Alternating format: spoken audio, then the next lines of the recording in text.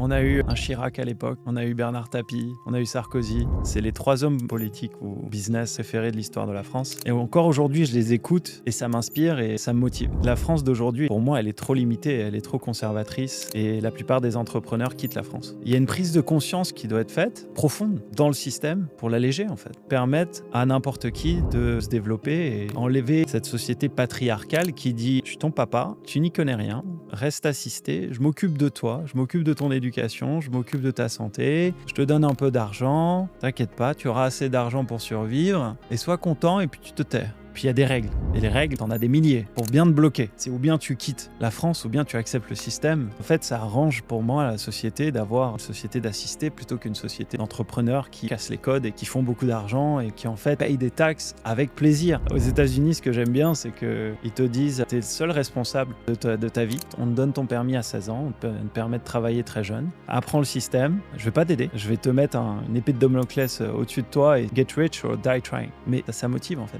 Si t'as compris ça, un entrepreneur, et que tu as l'envie et l'ambition d'entreprendre, de faire de l'argent et de redonner aux autres, bienvenue. Et ça permet d'avoir une qualité de vie beaucoup plus paisible et agréable. Et en fait, on se prend moins la tête. D'un point A à point B, c'est OK, let's do it.